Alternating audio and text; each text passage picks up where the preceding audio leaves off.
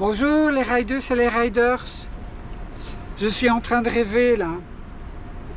Je rêve à mes voyages l'année prochaine en Italie, en Espagne, dans les Pyrénées. Et puis aussi, je rêve à une nouvelle moto. Une moto plus confortable pour voyager, avec le cruise control, avec un plus grand réservoir, avec un tableau de bord couleur beaucoup plus grand, avec des poignées chauffantes.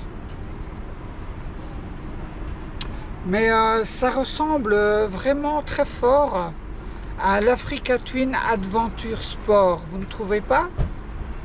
Et aussi à la R1250 GS. Alors aujourd'hui, je vous emmène pour une comparaison entre ces deux machines. Mais d'abord le générique.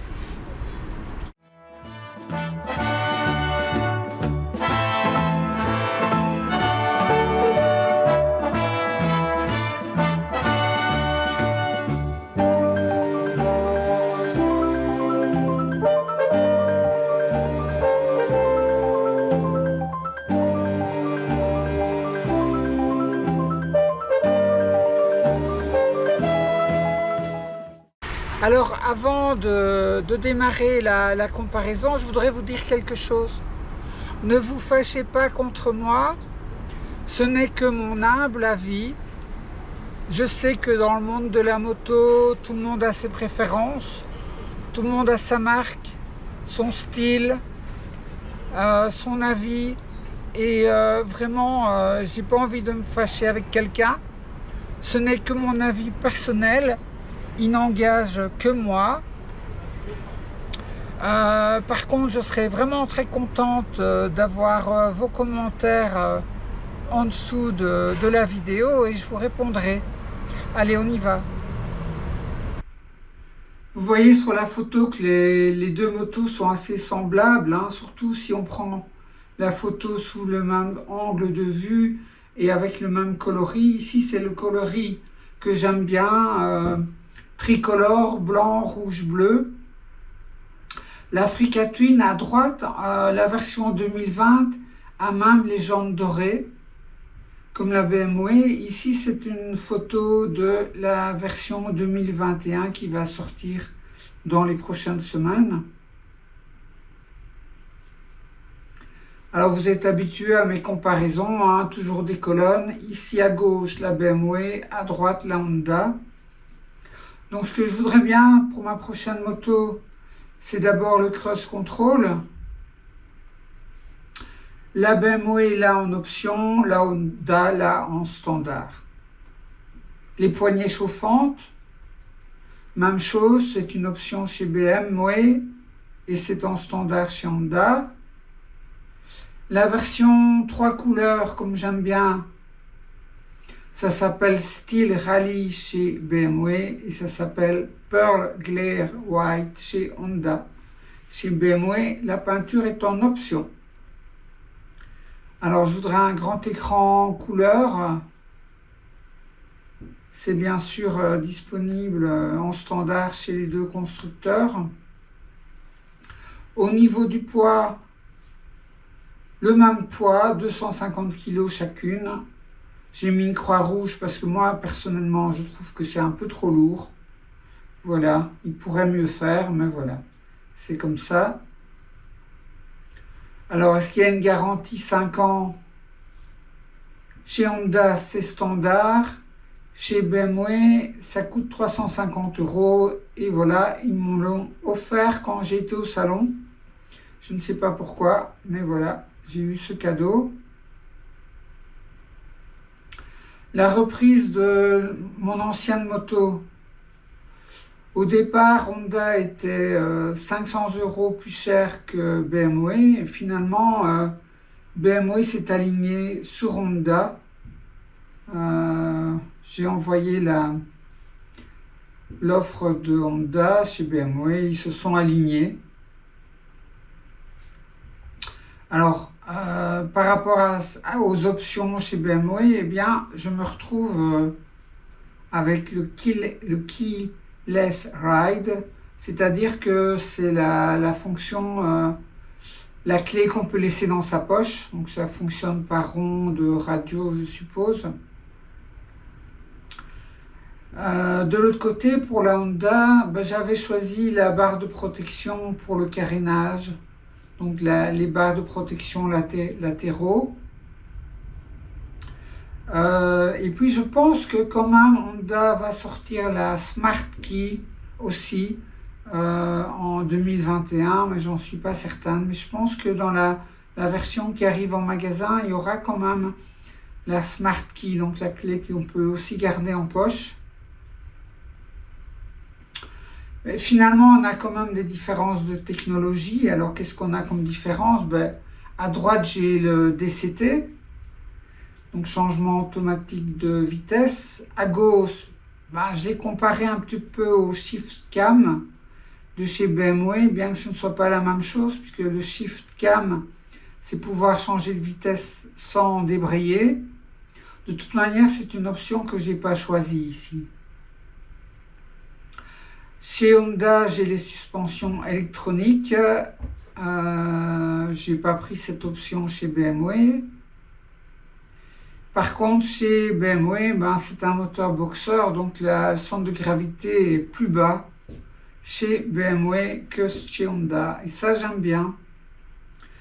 En résumé, BMW, la R1200 GS, c'est une routière, une grosse routière au look trail, mais c'est une routière, tandis que l'Africa Twin, ça reste un gros trail routier. Au niveau des entretiens, c'est tous les 10 000 chez BMW et c'est tous les 12 000 chez Honda. Je trouve que 12 000, c'est déjà très court. Pour moi, ce sont des motos qui peuvent faire certainement 20 000 km avant de devoir aller à l'entretien. Si l'on surveille bien sûr le niveau des liquides et les plaquettes de frein. Donc ils exagèrent tous les deux, mais BMW exagère plus. Le prix, sur le site BMW, c'est environ 200 € une fois sur deux, et l'autre fois c'est 400 €. Chez Honda, c'est classique, c'est-à-dire que c'est filtre à huile, filtre à air, vidange, plaquettes de frein, etc. Donc c'est plutôt l'entretien classique. Probablement moins cher. Enfin, le prix, en conclusion de tout ça, le prix c'est la même chose, 19 000 € et des poussières. Il faut quand même compter, pour que la comparaison soit correcte, d'ajouter un porte-paquet monoki chez BMW, donc c'est 118 € à acheter sur un site internet, par exemple RAD, puisque chez Honda, j'avais pris ça en option. Ils ne l'ont pas chez BMW. Attention quand même que ici, la comparaison, la version Honda Africa Twin en 2021 va augmenter de 400 €.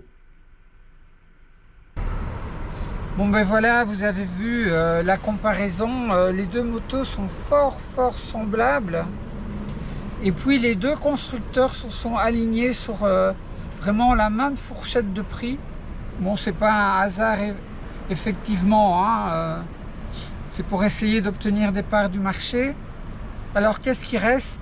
Mais moi je pense que une moto, quand ce n'est pas un véhicule pour se transporter, quand c'est un loisir, ça doit se choisir d'abord avec le cœur, vraiment. Donc le choix, c'est assez subjectif, doit rester subjectif. Maintenant, quand même, je voudrais vous raconter quelque chose. Quand j'ai été chez un concessionnaire BMW, allez, j'ai vraiment pas aimé le showroom vraiment luxueux, les vendeurs qui sont en fait des vrais vendeurs de voitures, qui gardent comme ça une distance. J'aime pas tout ça, je sais pas expliquer, mais j'ai vraiment eu une réticence, une opposition à ce genre de choses. Et puis surtout, ce qui m'a vraiment cassé, c'est après avoir vu les motos, après avoir discuté avec le vendeur, après qu'il m'ait fait une offre avec son ordinateur, il m'a sorti une offre, etc. Après, je lui ai dit, est-ce que vous pouvez me montrer quand même les motos d'occasion? Et alors, il m'a emmené dans un coin du showroom, mais là, waouh, 20, 25, 30 GS, normal ou aventure, alignés comme ça, rangés, avec 5 000, 10 000, 15 000 km au compteur. Et donc, moi je me suis posé la question, mais comment se fait-il que des motards qui viennent acheter une moto, peut-être la moto de leur rêve, une super belle machine, la lâchent comme ça aussi vite, après si peu de kilomètres? Waouh! Moi je me suis dit, il y a quand même un problème, vraiment. Alors ce qu'on m'a dit après, c'est que le marché de l'occasion était vraiment saturé par la GS et que vraiment si on voulait la revendre, il fallait vraiment avoir la chance d'avoir acheté toutes les options au départ, ce qui n'est pas dans mon budget, ce qui n'est pas mon objectif. Et puis j'ai parlé à des motards aussi cet été qui avaient la GS. Et bon, quand j'ai demandé, alors, t'es content de ta GS? La réponse est oui. Oui, mais pas plus que ça, donc j'ai pas entendu, waouh, oui, j'adore ma bécane, je vais l'avoir dans mon garage, je dors dessus la nuit. Non, j'aurais bien voulu entendre ça, quoi. Non. Par contre, j'ai entendu, oui, bon. Oui, elle est bien ma GS. Et toi, Gabriel, tu as toujours ton Africa Twin? Oui, j'ai mon Africa Twin. Ah ouais, l'Africa Twin quand même. J'en ai eu une avant. Ouais, c'était quand même une chouette machine. Hein. Ouais, j'ai des bons souvenirs avec cette machine. Ouais. Oui, ok, mais moi, je voulais te parler de la GS, moi. Oui, je la connais, l'Africa Twin. Je sais qu'elle est géniale.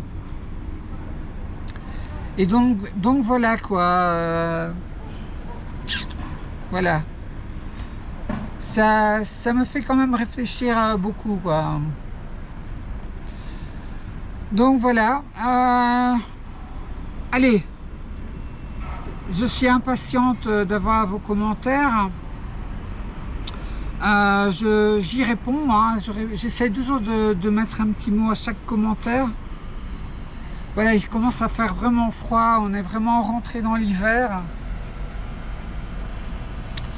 Donc, soyez très prudents sur la route, hein, si vous roulez encore, parce qu'il fait très glissant. Et puis, passez des bonnes fêtes quand même, hein, et je vous dis à très bientôt. Je vous embrasse fort. Hein. Salut à tous.